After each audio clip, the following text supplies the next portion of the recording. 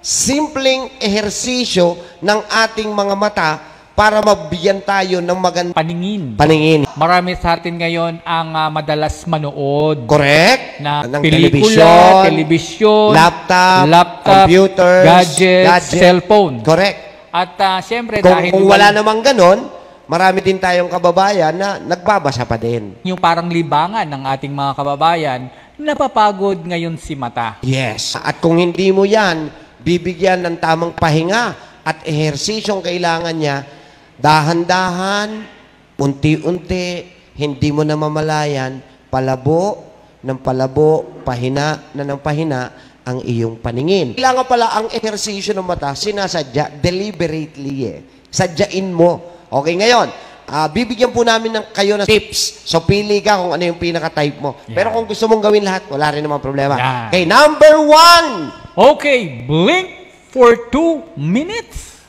Blink. So, mas maganda yung may timer. Alam niyo yung blink, di ba? Kurap.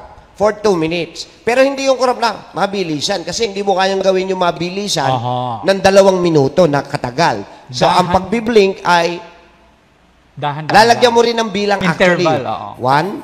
1, 2, 3, 4, 5, 6, 7, 8. 2 minutes. 2 minutes. Bakit ba kailangan i-blink ang ating mga mata? To regulate blood circulation inside your eyes. Yun! Tandaan nyo, pagka tayo ay nagbiblink, dahil yung talukap natin ay dinadaluyan din po ng dugo. So, kasi pag nanonood tayo, usually, dahil sa pagiging focus, ikaw ay nakamulat.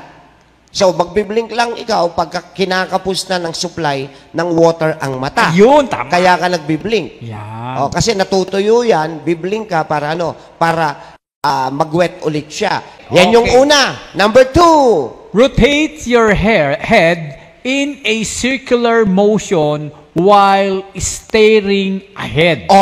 Teka lang ha, paano yun? Yung mata mo, nakatingin lang sa camera.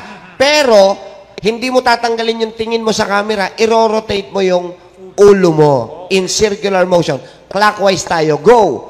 1, 2, 3, 4, 5, 6. Okay, kabila naman.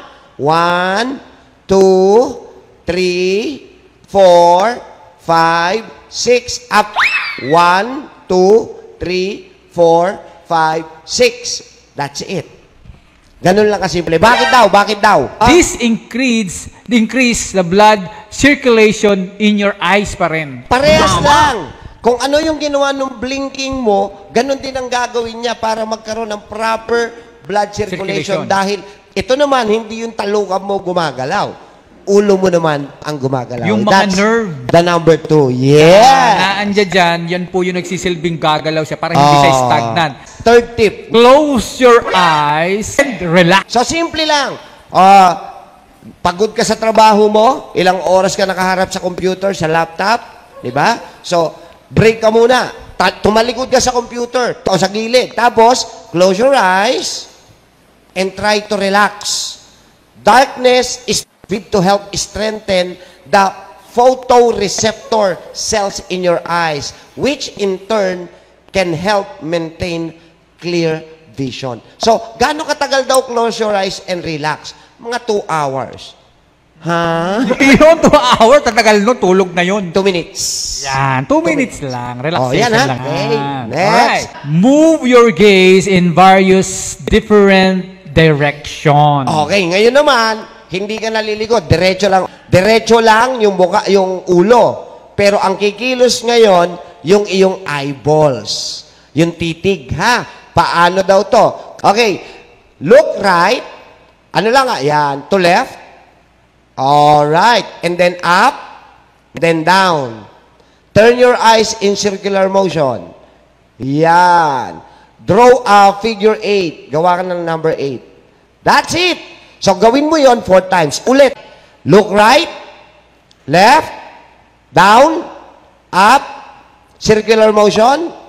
Gawa ka ng number 8. Yun! Gawin mo ng 4 na beses. Alright? Ganun lang. Ganun lang kasimple. Sabi ko namin, pili kayo sa sinishare namin.